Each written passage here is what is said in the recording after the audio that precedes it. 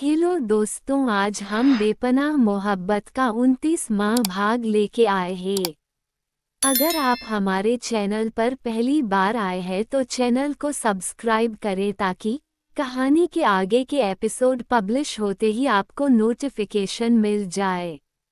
सब लोग नाश्ता कर रहे थे जब एक गार्ड ने आकर ये बताया कि अद्विक जिस गाड़ी से एयरपोर्ट से निकला था वो गाड़ी रास्ते में आते आते ब्लास्ट हो चुकी है। उस गार्ड की बात सुनकर सब लोग हैरान हो गए। किसी को कुछ समझ नहीं आ रहा था कि क्या बोले। जयराज जी ने उस गार्ड को देखा और गुस्से में बोले, क्या बकवास कर रहे हो, तुम्हारा दिमाग खराब हो गया है। तभी एक भारी आवाज आई, वो सही कह रहा है, आपका बेटा इस दुनिया में नहीं है अब। सबने उस आवाज की तरफ देखा तो एक आदमी जिसकी उम्र कुछ 48-50 साल के करीब होगी वो चलते अंदर आ रहा था। उसके साथ ही बहुत सारे गार्ड्स थे जिनके हाथ में बड़ी बड़ी बंदूकें थी। सब उस आदमी को देख रहे थे पर कोई भी उस आदमी को नहीं जानता था। तभी वो आदमी चलकर अंदर आया और जयराज जी के सामने खड़ा होकर बोला, आप मुझे नहीं जानते पर मैं आप सबको बहुत अच्छे से जानता हूँ। मेरा नाम राम है, राम मल्होत्रा। वैसे आप पूछेंगे नहीं कि मुझे कैसे पता कि आपका बेटा अद्विक कपूर इस दुनिया में नहीं है। सब अब भी उसे कंफ्यूजन में देख रहे थे तो राम ईशा को देखते हुए बोला, मैंने मारा उससे, उसकी गाड़ी में बॉम्ब लगा दिया क्योंकि उसने मेरी बरसों की मेहनत खराब करनी चाहिए, इसलिए उसे मार दिया।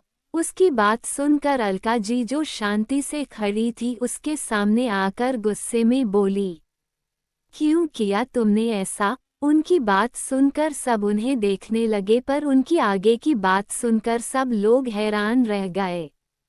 हमने डील की थी कि जब तक अद्विक की प्रॉपर्टी मेरे नाम नहीं हो जाती तुम उसे नहीं मारोगे। उनकी बात सुनकर हर कोई शौक हो गया और आश्चर्य भरी नजरों से उन्हें देखने लगा। निधि और विधि जो ईशा को संभाल रही थी क्योंकि अद्विक के मरने की बात सुनकर वो सदमे में थी, उन्होंने अपनी माँ की तरफ देखा और बोली, मॉम ये क्या बोल रही है आप। अलका जी ने उसकी बात को इग्नोर किया और राम को देखते हुए बोली, तुम्हें सिर्फ ये लड़की चाहिए थी जिसके लिए तुमने प्रॉमिस किया था कि तुम अद्विक की प्रॉपर्टी मेरे नाम करवाओगे और इस लड़की को मैं तुम्हारे हवाले करूंगी। फिर तुम्हारी हिम्मत कैसे हुई अपना वायदा तोड़ने की। ये बोलते हुए उन्होंने ईशा की तरफ इशारा किया। सब लोग उनको अविश्वास से देख रहे थे। अतुल जी ने उनकी तरफ देखा और बोले, अलका ये तुम क्या कह रही हो और तुम इस आदमी को कैसे जानती हो। उन्हें विश्वास नहीं हो रहा था कि उनकी पत्नी जो अद्विक और ईशा को अपने बच्चों से भी ज्यादा प्यार करती थी वो ऐसा कुछ कर सकती हैं। वहीं निधि और विधि भी भरी आंखों से उनकी तरफ देख रही थी। ईशा ने भरी आंखों से उनकी तरफ देखा और धीरे से चलकर उनके पास आई और बोली, माँ क्यों किया आपने ऐसा, आप तो माँ है ना, फिर क्यों। आपको पता है आदि आपसे कितना प्यार करते हैं, फिर आपने उनके साथ ऐसा क्यों। क्यों माँ। उसकी बात सुनकर अलका जी गुस्से और नफरत से बोली, क्योंकि नफरत करती हूँ मैं उससे, बेइंतहा नफरत। अब से नहीं, उसके पैदा होने के पहले से सिर्फ नफरत करती हूँ। अलका जी की बात सुनकर हर कोई हैरान रह गया। हर कोई उन्हें अविश्वास से देख रहा था। जब उन्होंने ये कहा कि वो अद्विक से नफरत करती है वो भी बचपन से, तभी अलका जी आगे बोली, नफरत है मुझे अद्विक से भी और उसकी माँ से भी, बेइंतहा नफरत करती हूँ मैं उन दोनों। उनकी बात सुनकर ईशा बोली, पर क्यों, उन्होंने आपका क्या बिगाड़ा है। और माँ तो अभी इस दुनिया में भी नहीं है, फिर उनसे किस बात की नफरत। सब लोग अलका जी को ही देख रहे थे। सभी जानना चाहते थे कि वो क्यों अद्विक और शांति से इतनी नफरत करती है। ईशा की बात सुनकर अलका जी ने जयराज की तरफ देखा और गुस्से और नफरत से बोली, इनकी वजह से मुझे उस शांति और उस अद्वैत से नफरत है। उनकी बात सुनकर सब एक बार फिर हैरान हो गए। तभी जयराज जी उन्हें देखते हुए बोले, पर मैंने तुम्हारा क्या बिगाड़ा है? उनकी बात सुनकर अलका जी बोली, प्यार करती थी तुमसे। कॉलेज में जब तुम्हें पहली बार देखा था तब से तुमसे प्यार हो गया था, पर तुमने कभी उसे शांति के अलावा किसी और की तरफ देखा तक नहीं। कितनी कोशिश की मैं तुम्हारे करीब आने की, पर तुम हर बार उसे शांति के पास चले जाते। मैंने बहुत कोशिश की तुम्हें उससे दूर करने की, पर नहीं कर पाई। कॉलेज के लास्ट दिन सोचा था तुम्हें प्रपोज करूंगी और अपने दिल की बात बताऊंगी, पर उससे पहले ही तुमने उसे शांति को प्रपोज कर दिया।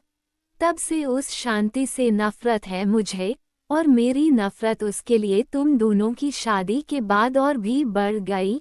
मैं तुम दोनों को बर्बाद करना चाहती थी, इसलिए जब मेरे लिए अतुल का रिश्ता आया तो मैंने शादी के लिए हाँ कह दिया और इस घर में आ गई। शादी के बाद भी मैंने बहुत कोशिश की तुम दोनों को अलग करने की, पर नहीं कर पाए।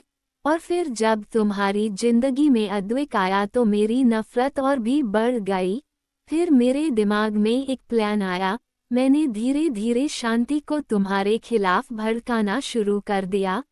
पहले तो वो मेरी बातों में नहीं आई, पर उन दिनों तुम काम में बिजी रहते थे, इसलिए मैंने उसे अपनी बातों में फंसाना शुरू किया और उसके मन में ये शक डाल दिया कि तुम्हारी सेक्रेटरी के साथ चक्कर चल रहा है। पर वो तुम्हारे प्यार में पागल, उसने फिर भी मेरी बात नहीं मानी। पर हाँ, उस दिन के बाद वो थोड़ा परेशान रहने लगी थी। फिर एक दिन उसने तुम्हें और तुम्हारी सेक्रेटरी को मॉल में देखा। मैं भी उसके साथ ही थी। तुम दोनों बहुत हंस कर बात कर रहे थे। तुम दोनों को वहां देख उसके मन का शक गहरा होने लगा, जिसे बढ़ाने का काम मैंने किया।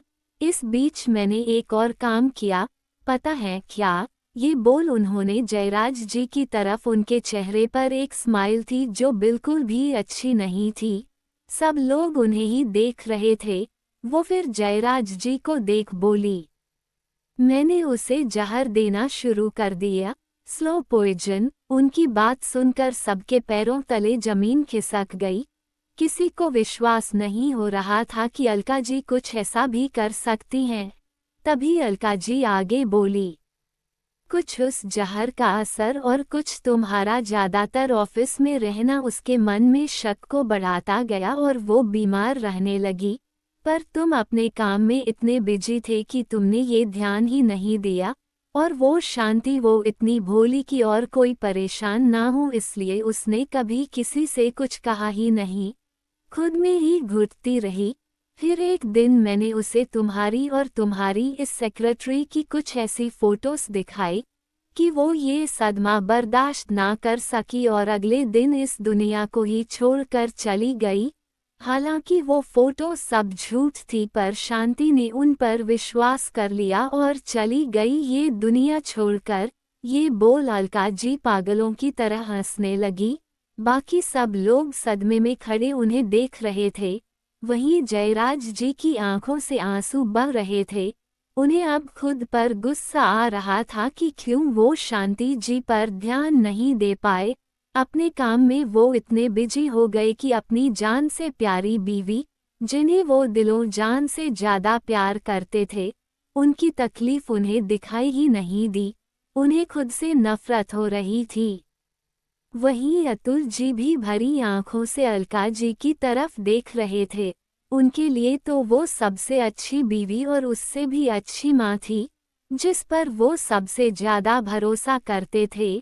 पर उन्हें नहीं पता था जिस औरत पर वो इतना भरोसा करते हैं वो अपने मन में उनके परिवार के लिए इतनी नफरत लेकर बैठी है। उन्होंने अलका जी की तरफ देखा और बोले, पर तुम अद्वैत को क्यों मारना चाहती थी? उनकी बात सुनकर अलका जी ने उनकी तरफ देखा और फिर जयराज जी की तरफ इशारा करते हुए बोली, क्योंकि मैं इसे तकलीफ देना चाहती थी, इसने मुझे छोड़कर उस शांति को चुना और उससे शादी की, इसलिए मैं इसे बर्बाद करना चाहती थी। शांति के मरने के बाद मैंने सोचा था कि अब मैं इसे अपना बनाऊंगी, पर शांति के जाने के बाद इसने अपनी इस सेक्रेटरी से शादी कर ली। जब इसे पता चला कि इस सोनिया के बॉयफ्रेंड ने इसे धोखा दिया और किसी और से शादी कर ली, तो इसने खुदकुशी करने की कोशिश की, क्योंकि यह उसके बच्चे की मां बनने वाली थी। तब जयराज ने इसे बचाया था। फिर अगले दिन यह इससे शादी कर इसे घर ले आया और सबको बताया कि वो बच्चा इन दोनों का है।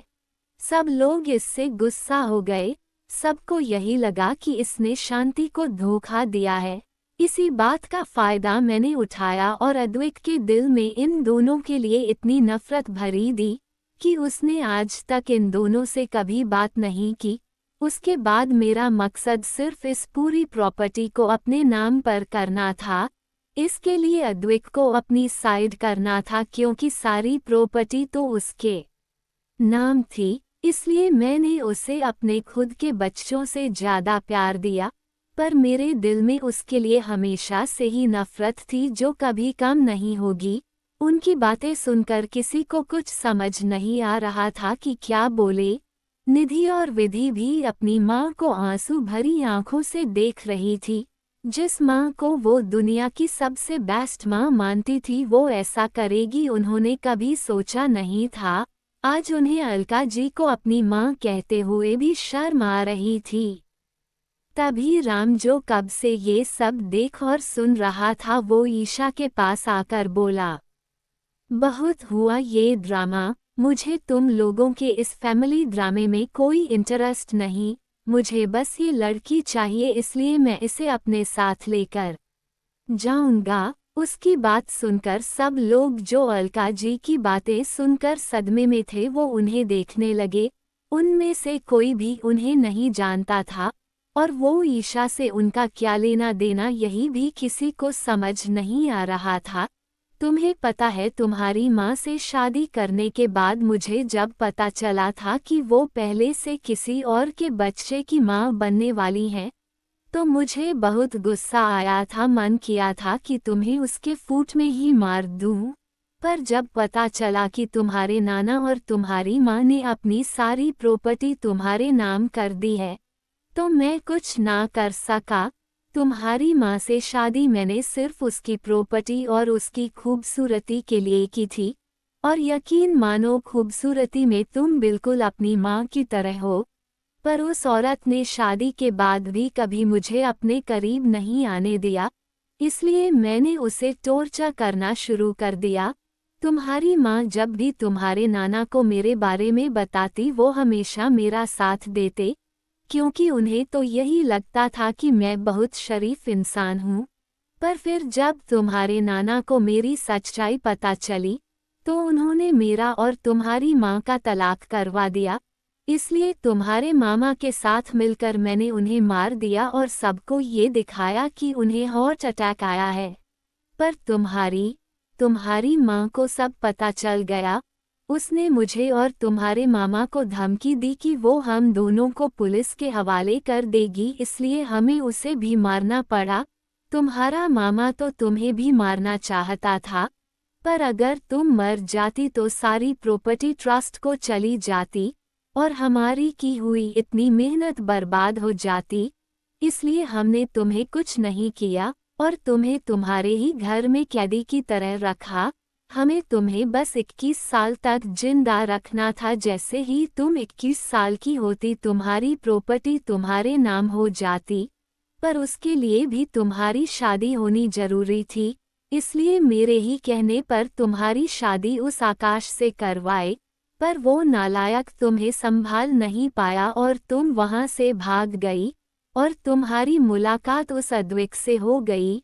हमने तुम्हें बहुत ढूंढा पर तुम नहीं मिली, पर जब पता चला कि तुम उस अद्वैत के पास हो और उसने तुमसे शादी कर ली है, तो मन किया तुम दोनों को उसी वक्त जान से मार दूं।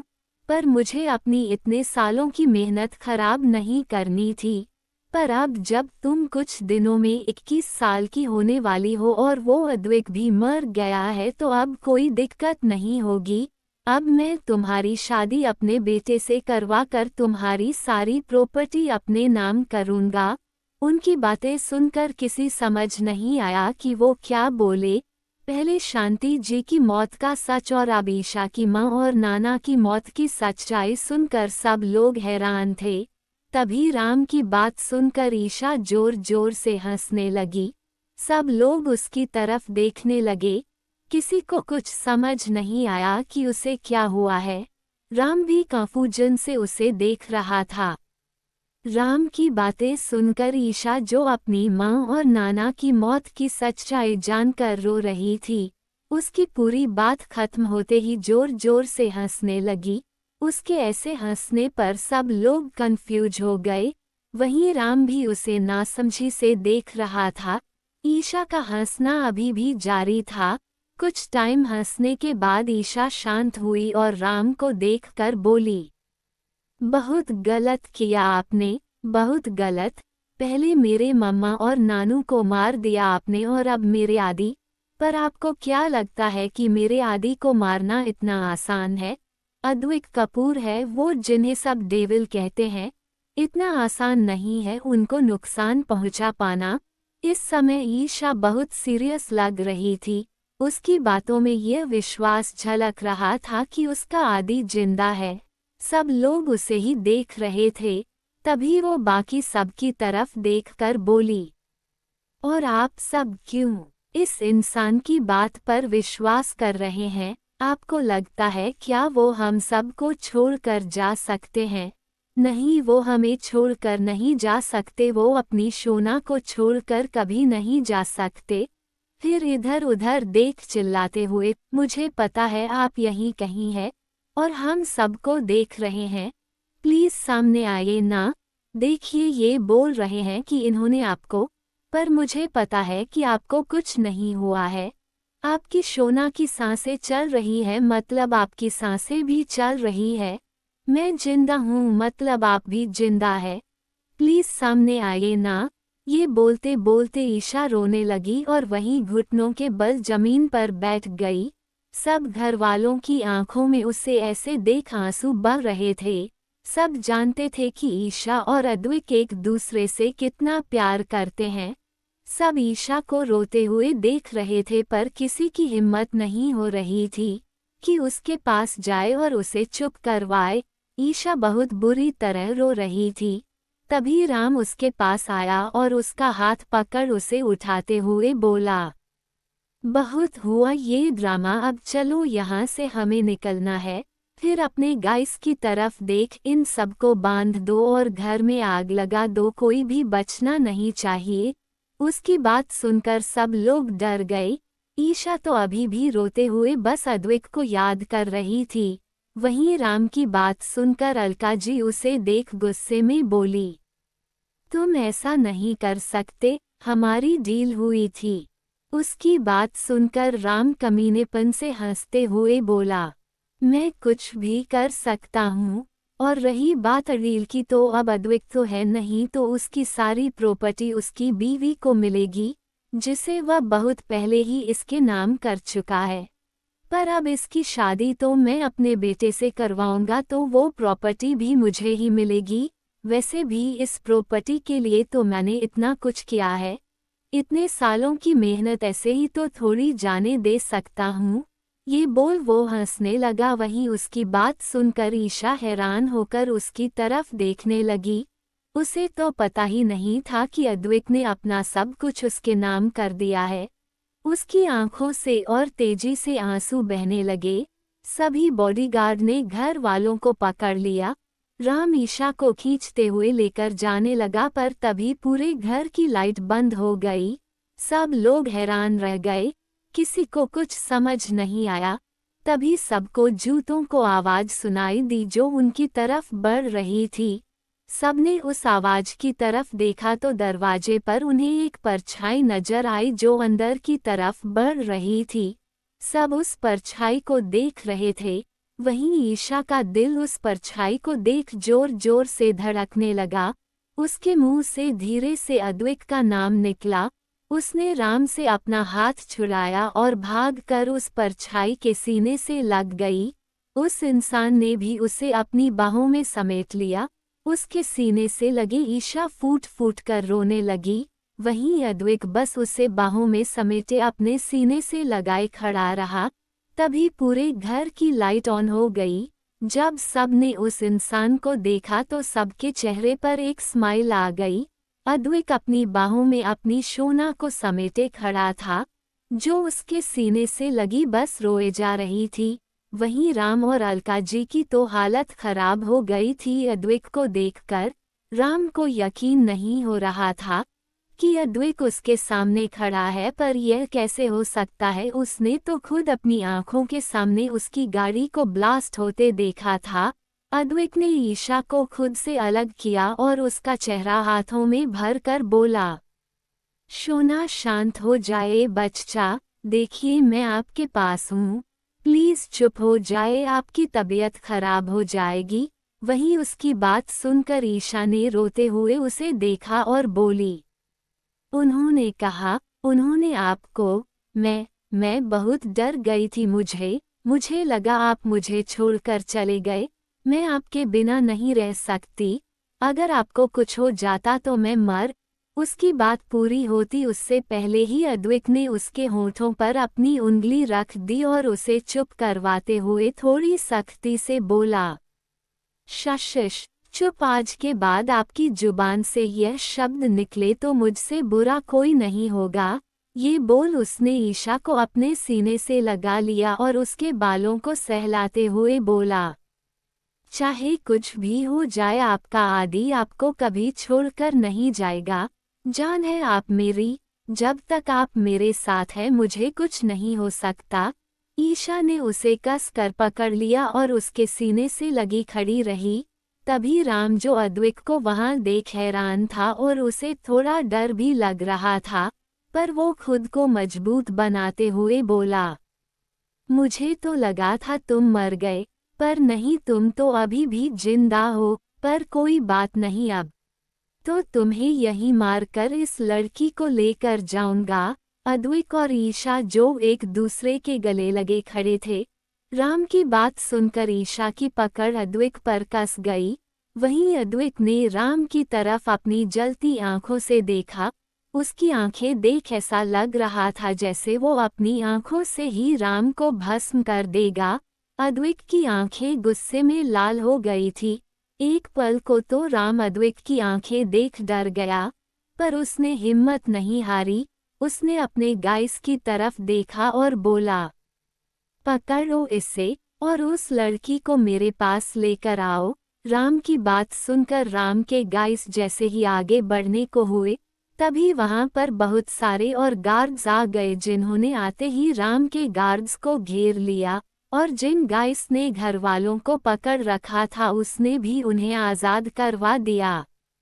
इतने सारे गार्ड्स को देखकर राम हैरान हो गया और थोड़ा घबरा भी गया था, पर उसने अपने चेहरे पर नहीं आने दिया और अद्विक को घूरने लगा।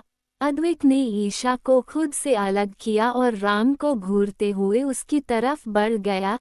ईशा से बात करते समय अब तक उसके चेहरे पर जो सोफट एक्सप्रेशन थे, उसकी अब कठोरता और गुस्से ने ले ली थी। हाथों और माथे की नसें फूल कर दिखाई दे रही थी।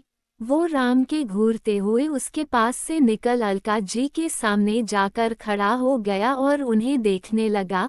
वहीं अलका जी उसे ऐसे अपने सामने खड़ा पाकर डर गई, पर फिर भी हिम्मत कर खड़ी रही। तभी अद्विक उन्हें देखते हुए बोला, क्यों किया आपने ऐसा? पता है माँ के बाद मैंने सबसे ज्यादा प्यार आपको किया, क्योंकि माँ के बाद एक आप ही थी जिसने मुझे संभाला था। पर मुझे नहीं पता था कि वो सब एक दिखावा था, असल में तो आप मिस्टर कपूर से बदला लेना चाहती थी। पर उसमें मेरी माँ की क्या गलती थी? उन्हें क्यों छीन लिया मुझसे? यहाँ तक कि मेरे मन में मेरे ही पापा के लिए इतनी नफरत भरी दी कि मैंने आज तक कभी उनसे अच्छे से बात नहीं की, हमेशा उनके प्यार के लिए तरसता रहा। पर मुझमें भरी आपकी इस नफरत की वजह से कभी उनके पास नहीं गया। अरे आपने तो उन्हें भी नहीं छोड़ा जिनका इन सब से कुछ लेना देना ही नहीं था। ये बोल उसने सोनिया जी की तरफ इशारा किया। वहीं उसकी बातें सुनकर अलका जी ने अपना चेहरा उससे फेर लिया, जैसे उन्होंने जो किया उससे उन्हें कोई फर्क ही ना पड़ा हो। अद्विक ने आगे कुछ नहीं कहा क्योंकि उसे भी पता था उसकी बातों से अब कोई फर्क नहीं पड़ने वाला। उनकी आंखों में नफरत के सिवाय और कुछ नहीं था जो अद्विक देख चुका था, इसलिए उसने कुछ नहीं कहा। वो राम के सामने आया और उसे घूरते हुए बोला, तुम्हें क्या लगा था तुम मुझ पर नजर रखोगे और मुझे पता नहीं चलेगा? 3 दिन पहले फ्लैशबैक। अद्विक, शेरा और स्टीफन जिस दिन अमेरिका के लिए निकले उसी दिन अलका जी ने राम को ये बात बता दी थी, इसलिए उस दिन ही उसने अपने कुछ आदमी अद्विक पर नजर रखने के लिए भेज दिए थे। राम को ऐसा लग रहा था कि जैसे अद्विक को कुछ पता ही नहीं, पर अद्विक को सब पता था। ऐसा कुछ नहीं था जो अद्विक की नज़रों से छुप सके। जैसे ही वो लोग अमेरिका पहुंचे तो वो लोग वहां एक होटल में ठहरे।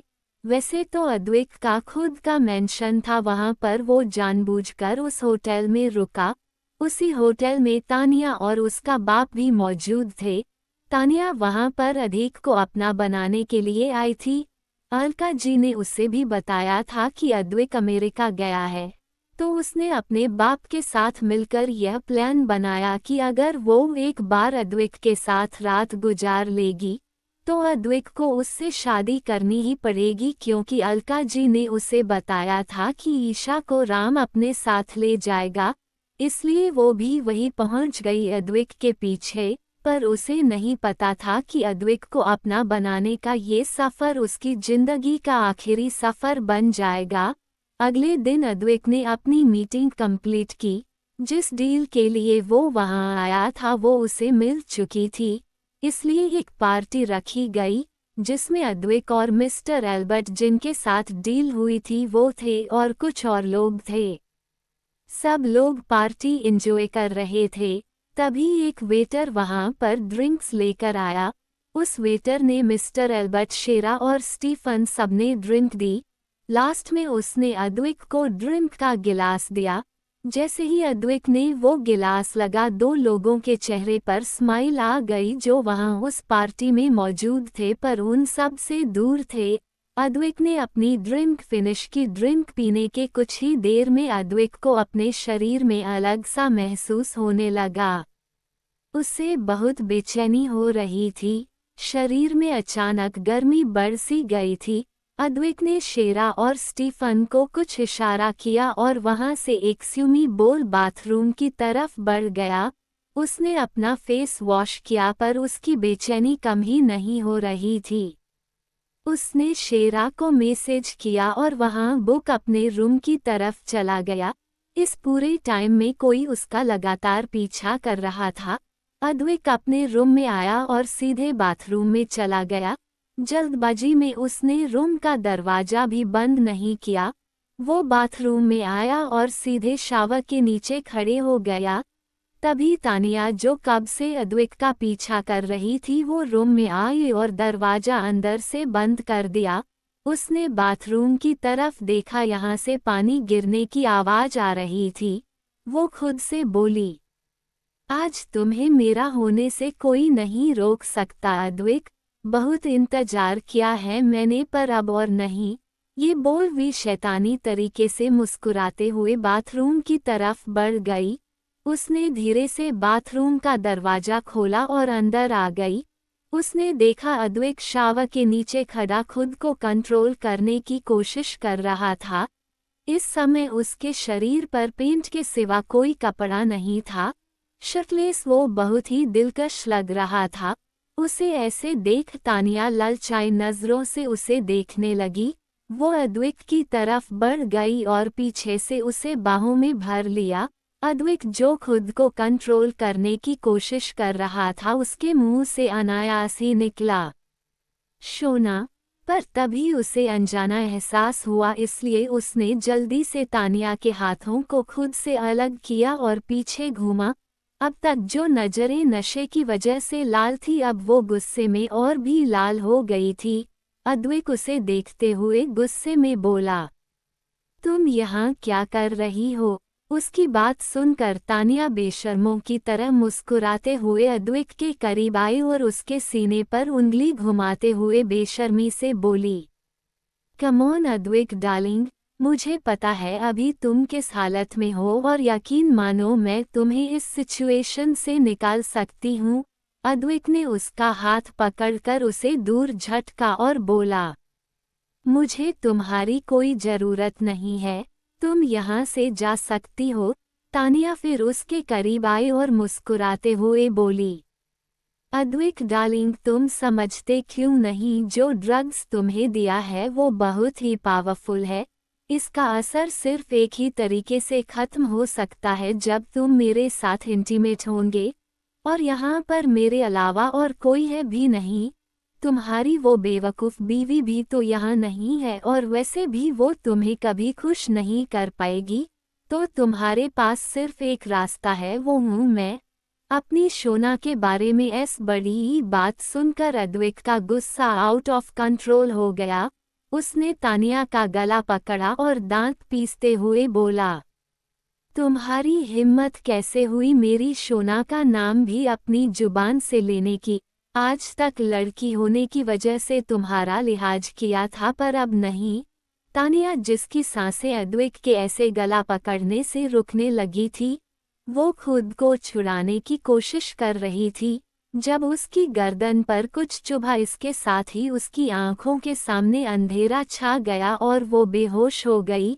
अद्विक ने उसे छोड़ा और सामने देखते हुए बोला, इतनी देर क्यों लगी आने में? जब यह मेरे नशे में होने का फायदा उठाकर मेरी इज्जत लूट लेती, तब आने का इरादा था क्या? उसकी बात सुनकर सामने खड़ा शेरा, जिसने अभी अभी तानिया को बेहोश किया था, वो उसे संभाले खड़ा अद्विक को देख बोला, भाव इसके बाप को ठिकाने लगा रहा था, इसलिए थोड़ा टाइम लग गया। ये बोल वो तानिया को संभालते बाथरूम से बाहर आया और उसे सोफे पर अच्छे से फेंक दिया, मतलब लेटा दिया, आप समझ ही गए होंगे। उसके पीछे ही अद्विक भी बाथरूम से बाहर आ गया। शेरा ने जल्दी से उसे एक इंजेक्शन लगाया जो वो अपने साथ लेकर आया था। यह उस ड्रग्स का एंटीडोट था जो तानिया और उसके बाप ने अद्विक की ड्रिंक में मिलाया था। लगभग आधे घंटे बाद उस ड्रग्स का असर अद्विक पर कम हो गया। उसे ठीक दुख स्टीफन, जो अभी अभी उस रूम में आया था, बोला, बॉस आप ठीक है? अद्विक ने हाँ में गर्दन हिलाई और उसे देखते हुए बोला, कुछ पता चला? स्टीफन ने हाँ में गर्दन हिलाए और बोलना शुरू किया। जैसे जैसे स्टीफन बोल रहा था, वैसे वैसे अद्विक के चेहरे पर एक स्माइल आ रही थी जो बहुत ही डरावनी थी। जैसे ही स्टीफन चुप हुआ, अद्विक बोला, अब इतनी मेहनत से उसने प्लानिंग की है, ऐसे ही तो जाया नहीं कर सकते। ठीक है, जैसा उसने सोचा है वैसा ही होगा। शेरा और स्टीफन उसे ही देख रहे थे और समझने की कोशिश कर रहे थे कि उसके मन में क्या चल रहा है। अगले दिन तीनों वहां से अपने प्राइवेट जेट से इंडिया के लिए निकले, पर इस बार उनके साथ तानिया और उसका बाप भी था, जिन्हें उन्होंने बंदी बनाया हुआ था। एयरपोर्ट पर पहुंचकर वो लोग अपनी गाड़ी में बैठ गए।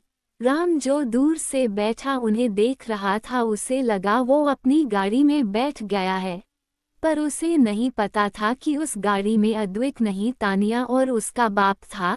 दरअसल अद्विक के गाइस ने उन्हें पूरी तरह से घेर रखा था, कोई भी उन्हें देख नहीं पा रहा था। अद्विक के गार्ड्स को देख राम को यही लगा कि वो उन्हें प्रोटेक्ट कर गाड़ी में बिठा रहे हैं, पर उसे नहीं पता था कि वो लोग उन दोनों को राम की नज़रों में आए उस गाड़ी में बिठा रहे थे, जिसमें राम ने अद्विक को मारने के लिए बॉम्ब लगवाया था, जिसका पता अद्विक को लग गया था। इसलिए अद्विक ने उस गाड़ी में तानिया और उसके बाप को बिठा दिया। फ्लैशबैक एंड अद्विक की बात सुनकर राम और अलका जी के साथ साथ पूरा परिवार भी हैरान हो गया। जयराज जी को तो अब खुद पर और भी गुस्सा आ रहा था कि वो अद्विक की शादी तानिया से करवाना चाहते थे, जिसने इतनी गिरी हुई हरकत करने से पहले एक बार भी नहीं सोचा। यहाँ तक कि इन सब में उसका साथ उसके पिता ने दिया, जिसे वो अपना सबसे अच्छा दोस्त समझते थे। तभी राम, जो अद्विक को घूर रहा था, वो दांत पीसते हुए बोला, इतना खुश मत हो कि तुम बच गए। इतनी आसानी से तुम्हें छोड़ने वाला नहीं हूँ। हर बार तुमने मेरा नुकसान किया है, जिसकी भरपाई मैं तेरी जान लेकर करूँगा। पर उससे पहले तुझे एक बात बता देता हूँ। जिस कंसाइनमेंट को रोकने की तू इतने दिन से कोशिश कर रहा है, वो कंसाइनमेंट अपनी असली जगह जाने के लिए निकल चुका है। और तुझे मारने के बाद मैं इस लड़की की शादी अपने बेटे से करवा कर इसकी पूरी प्रॉपर्टी अपने नाम करूँगा, और फिर इस लड़की को भी उन सब के साथ ही वहाँ भेजूंगा। यहाँ रोज इसकी बोली लगेगी, हर रात यह एक नए मर्द की बीवी बनेगी जो इसे। इसके आगे वो कुछ बोलता उससे पहले ही अद्विक ने गले को पकड़ लिया, जिससे उसके आगे के शब्द उसके गले में ही अटक कर रह गए। वहीं उसे अपनी जलती निगाहों से देख रहा था। अपनी शोना, अपनी जान के बारे में ऐसी वाहियात बातें सुनकर उसका गुस्सा चरम पर पहुंच चुका था। उसने राम के गले को पकड़े ही उसके चेहरे पर मुक्कों की बारिश कर दी। राम के नाक मुंह से खून आने लगा था। अद्विक ने उसे एक जोरदार मुक्का मारकर छोड़ा तो वो जमीन पर गिर गया। उसे देखते हुए अद्विक गुस्से में दांत पीसते हुए बोला, तेरी हिम्मत कैसे हुई मेरी शोना के बारे में ऐसी वाहियात बातें कहने की। मेरी शोना मेरी जान है। इस अद्विक कपूर की जिंदगी जब पर वो किसी की गलत नजरें भी बर्दाश्त नहीं कर सकता। तूने तो उनके बारे में इतनी घटिया बातें कही हैं, तो सोच मैं तेरा क्या करूँगा। गुस्से में इस वक्त वो डेविल लग रहा था, जिसे देख एक पल को तो घर वाले भी डर गए, पर राम की बातें सुनकर उन्हें भी बहुत गुस्सा आया था, इसलिए उनमें से किसी ने कुछ नहीं कहा। तभी अद्विक उसे देखते हुए फिर बोला, और रही बात उस कंसाइनमेंट की, तो वो इस वक्त पुलिस के कब्जे में है, और तेरा बेटा भी जेल की सलाखों के पीछे है, और सारी लड़कियां जिन्हें तुमने जगह जगह से किडनैप किया था ताकि उनके जिस्म का सौदा कर सके, वो सभी सुरक्षित है और इस अद्विक कपूर के साए में है। यहाँ से तू क्या, तेरे जैसा कोई भी उन्हें एक खरोंच तक नहीं पहुँचा सकता। वहीं उसकी बात सुनकर राम, जो अर्ध बेहोशी की हालत में था, उसकी आंखें पूरी तरह खुल गई और वो अपने जगह से उठ लड़खड़ाते हुए अद्विक की तरफ बढ़ते हुए बोला, नहीं, ऐसा नहीं हो सकता। मेरा बेटा, उसे कुछ नहीं हो सकता। पुलिस उसे कुछ नहीं कर सकती। मैं अपने बेटे को छुड़ाकर रहूंगा, पर उससे पहले मैं तुम्हें जान से मार दूंगा। ये बोल उसने किसी के कुछ समझने से पहले अपने पास खड़े एक गार्ड की इन छीन अद्विक की तरफ छूट कर दिया। सबकी आंखें हैरानी से फैल गई और सब लग चिल्ला पड़े। तभी सबकी नज़र अद्विक की तरफ गई। उसे सही सलामत देख सबने चैन की सांस ली, पर तभी उनकी नज़र उसके सामने खड़ी ईशा पर गई, जिसके सीने से खून का फव्वारा बह रहा था। उसे देख सबकी आंखें हैरानी से बड़ी हो गई। अद्विक को तो ऐसा लगा जैसे उसकी सांसें ही रुक गई हो। ईशा को देख सब चिल्ला दिए। किसी को कुछ समझ नहीं आया कि अभी अभी क्या हुआ। ईशा गिरने को हुई उससे पहले ही अद्विक ने उसे अपनी बाहों में संभाल लिया और उसे अपनी गोद में लेकर जमीन पर बैठ गया। वहीं पुलिस, जो शेरा और स्टीफन के साथ अभी अभी अंदर आई थी, उन्होंने जल्दी से राम के हाथ से बंदूक छीनी और उसे गिरफ्तार कर लिया। अतुल जी ने अलका जी को भी उनके हवाले कर दिया। वहीं बाकी सब घर वाले ईशा को घेर कर बैठे थे, जिसकी सांसें धीमी पड़ रही थी। वो मुस्कुराते हुए अद्विक की तरफ देख रही थी, जिसकी आंखों से बेहिसाब आंसू बह रहे थे। ईशा ने धीरे से अपना कांपता हुआ था उठाकर अदिक के गाल पर रखा और उसे देख मुस्कुराते हुए बोली, आई लव यू। इसके साथ ही उसका हाथ जमीन पर गिर गया और आंखें बंद हो गई। अद्विक ने उसे अपने सीने से लगा लिया, उसका नाम लेकर चीख पड़ा। निधि, विधि और सानिया की तो बुरी हालत हो गई थी रो रो कर। तभी शक्ति ने अद्विक के कंधे पर हाथ रखा और बोला, अद्विक संभाल खुद को, हमें गुड़िया को हॉस्पिटल लेकर जाना है। उसकी बात सुनकर अद्विक थोड़ा होश में आया और उसने ईशा को अपनी गोद में उठा लिया और बाहर की तरफ भागा। बाकी सब भी उसके साथ ही थे।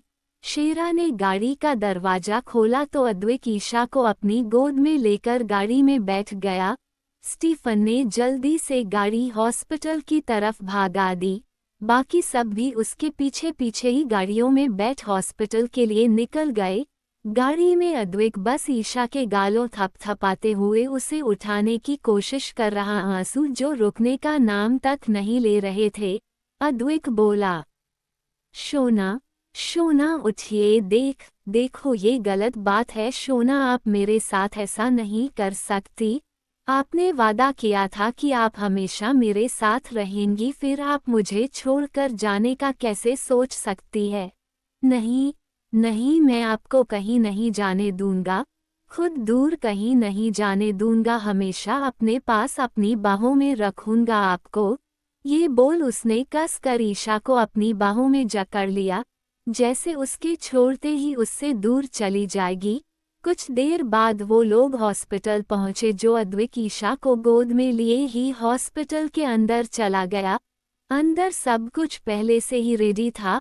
अद्विक ने ईशा को एक स्ट्रेचर पर लिटाया तो डॉक्टर उसे जल्दी से लेकर ओरती में चले गए।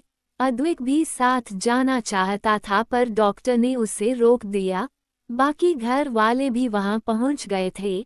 सबने अद्विक को देखा जो एक दीवार से लगा आंखें बंद किए खड़ा था। बंद आंखों से भी आंसू रुकने का नाम नहीं ले रहे थे। सबसे उसकी ऐसी हालत देखी नहीं जा रही थी। सब जानते थे कि अद्विक अपनी शोना से कितना प्यार करता है।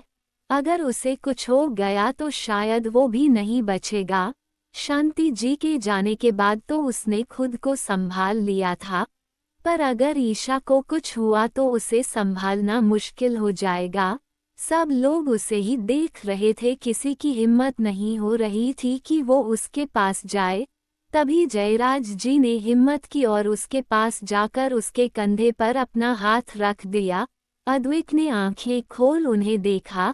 अब तक उसने जो खुद को संभाल रखा था, अपने पिता को देख उसका सब्र टूट गया। वो झटके से जयराज जी के सीने से लग गया और फूट फूट कर रोने लगा। जयराज जी ने उसे अपनी बाहों में भर लिया और संभालने लगे। अद्विक उनके गले लगा रोते हुए बोला, डैड मेरी शोना, उसे बचा लो डैड, अगर उसे कुछ हुआ तो मैं मर जाऊंगा। डैड मैं अपनी शोना के बिना नहीं रह सकता डैड, प्लीज़ उसे बचा लो, आप जो बोलोगे मैं करूँगा, पर प्लीज़ मेरी शोना को बचा लो। अद्विक अपने पिता जयराज जी के सीने से लगा बस रोए जा रहा था। वहीं इतने सालों बाद अपने बेटे के मुंह से खुद के लिए डैड शब्द सुनकर और उसे अपने सीने से लगाकर जयराज जी को एक सुकून सा मिला। पर वही अपने बेटे की ऐसी हालत देख जयराज जी को बहुत दुख हो रहा था। उनका बेटा, जिसे सब उसके गुस्सल और सख्त औरा की वजह से जानते हैं, वो आज इस कदर रो रहा था। अगर कोई बाहर वाला उसे ऐसे देखता तो विश्वास नहीं करता कि यह वही अद्विक कपूर है जिसे सब डेविल कहते हैं। पर आज वो रो रहा था अपनी शोना के लिए, जिसे वो सबसे ज्यादा प्यार करता है, जो उसकी जिंदगी है, उसके सीने में जो सांसें बनकर धड़कती है। जयराज जी ने उसे खुद से अलग किया और उसके आंसू साफ करते हुए बोले, कुछ नहीं होगा तुम्हारी शोना को, वो ऐसे तुम्हें छोड़कर कहीं नहीं जाएगी। तुम्हारा प्यार उसे कहीं नहीं जाने देगा, बाकी किसी पर नहीं तो अपने प्यार और भगवान पर भरोसा रखो। उनकी बात सुनकर अद्विक कुछ शांत हुआ। उसने खुद को संभाला और उठकर खड़ा हो गया। सब उसे ही देख रहे थे। तभी औरती का दरवाजा खुला और एक नर्स बाहर आई। उसे देख अद्विक भागते हुए उसके पास गया और बोला, मेरी शोना, क्या वो ठीक है? मुझे उससे मिलना है। नर्स ने उसकी बात सुनी तो उसे देखते हुए बोली, देखिए सर, मैम की हालत क्रिटिकल है। उनका बहुत खून बह चुका है।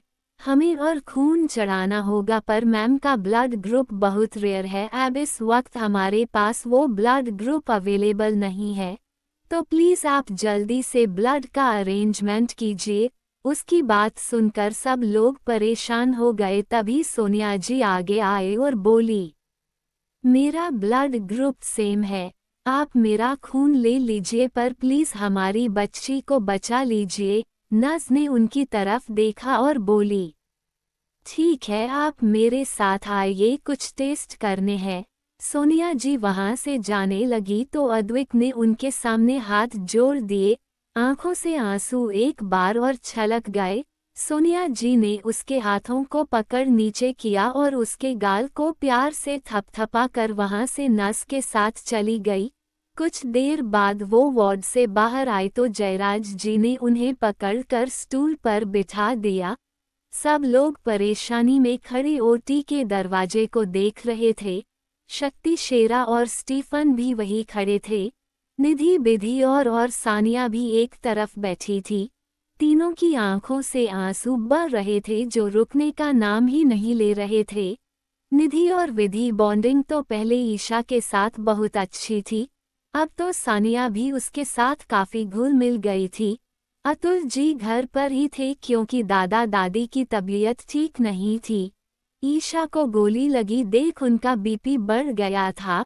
घर पर ही डॉक्टर ने उनका ट्रीटमेंट किया और उन्हें आराम करने के लिए कहा, इसलिए अतुल जी को मजबूरी में वहीं रुकना पड़ा।